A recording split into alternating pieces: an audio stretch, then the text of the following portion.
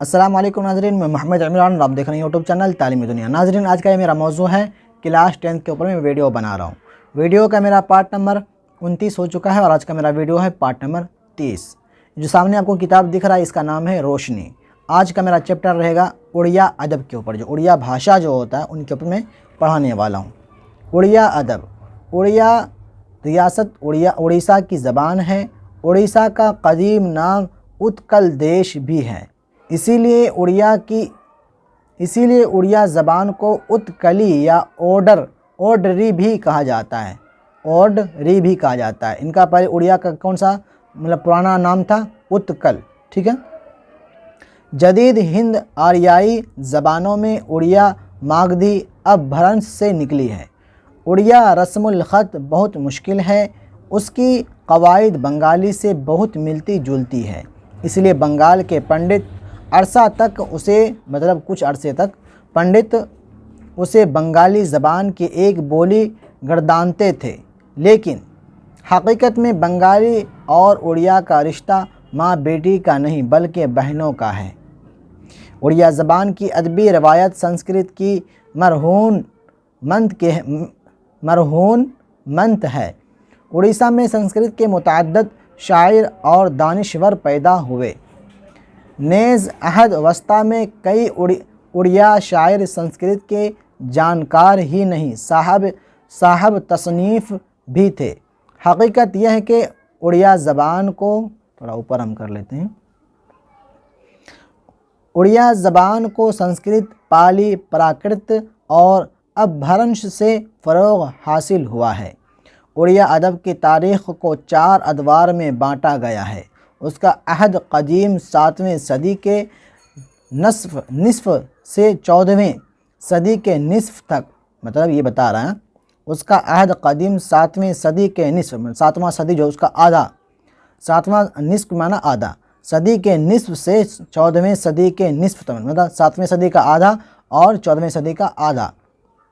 और अहद जदीद 19वीं सदी से अब तक के अरसा पर मुहित है। मतलब अहद जदीद जो मतलब नया दौर, इनके बाद सदी के बाद 7वीं 14वीं सदी के बाद जो 19वां सदी जो आया। ठीक है, इधर हम फिर कर लेते हैं।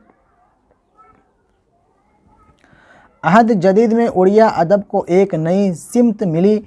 19वीं सदी के निस्फ़ में, मतलब यहाँ बता रहा फिर 19वीं सदी के निस्फ़, मतलब 19वीं सदी का आधा जो होता है, निस्फ़ में अहद जदीद का आगाज़ मगरबी तालीम व तहज़ीब के असरात के तहत हुआ। 1803 ईस्वी में उड़ीसा अंग्रेज़ों के इख्तियार में आया। उससे उड़ीसा की सियासी, समाजी, मजहबी और तालीम शोबों में जो बेमिसाल तब्दीलियाँ आई, उनसे उड़िया अदब को एक अहम और नई सिमत की जानिब गामज़न होने का मौका मिला। जदीद उड़िया अदब इसी तग़य्युर का नतीजा है। इसी अहद में ड्रामा, नावल, शायरी, नज़म, तनक़ीद, नसर, ग़र्ज़ के अदब की तमाम असनाफ़ में उड़िया अदब को फ़रोग़ हासिल हुआ।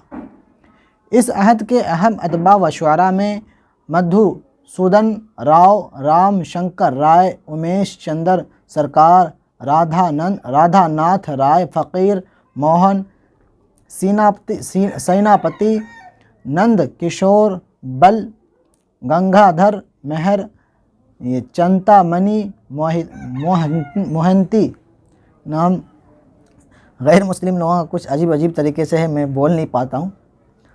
मदन मोहन पटनायक, दीन बंधु काबिया रंजन, कृष्ण मोहन पटनायक, लक्ष्मीकांत महापात्रा खुसूसी तौर पर काबिल ज़िक्र हैं।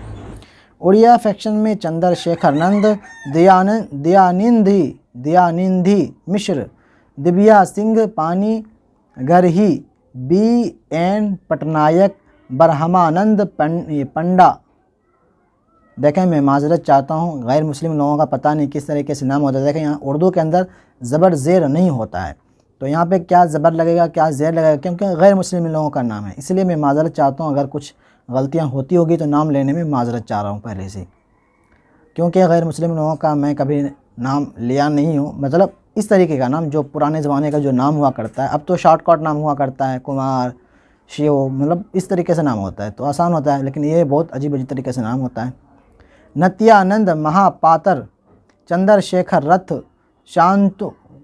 शांतनु आचार्य, विभूति पटनायक, सुरेंद्र मोहंती, बहुत अजीब अजीब तरीके का नाम है। गोपीनाथ मोहंती, मनोज दास, मोहन पटनायक, डॉक्टर हरे कृष्ण मेहताब के अस्माए गिरामी अहम हैं, जिन्होंने अपनी बेशबहा तख्लीक़ात से उड़िया अदब को मालामाल किया। बहैसियत मजमूई नई ताकत और तवानाई के साथ उड़िया अदब का अर्तक़ाई सफ़र हनूज़ जारी है, मतलब अभी जारी है। तो ये कुछ गलतियाँ हुई होगी गैर मुस्लिम लोगों का नाम लेने में। ये बड़े बड़े लोग हैं, मैं इनका नाम अच्छे ढंग से मैं नहीं ले सका, माज़रत चाहता हूँ, माफ़ी चाहता हूँ। तो मैं जो पढ़ाया हूँ उसके ऊपर आपको ध्यान देना होगा। ये तो उतना नाम नहीं आने वाला, लेकिन मैं फिर भी मैं आपको बता दिया इन लोगों का मतलब इसके अंदर मतलब ये है योगदान है इनको उजागर करने में, जो उड़िया भाषा जो होता है इनको उजागर करने में। वीडियो अच्छी लगे तो वीडियो को लाइक करें, वीडियो को शेयर करें, और मुझे इंस्टाग्राम पर आप लोग ज़रूर फॉलो करें, और मेरे चैनल को सब्सक्राइब नहीं किया तो सब्सक्राइब करके बेल को दबा करके ऑल कर दें। अब जो आएगा ये मैथिली अदब, ये लास्ट होगा। ये पढ़ाने के बाद मेरी रोशनी की किताब जो मैं बंद कर दूँगा। मैं अब ज़्यादा तवज्जो दूँगा ऑब्जेक्टिव क्वेश्चन के ऊपर। तो मिलते हैं अगली वीडियो में। खुदा हाफिज़।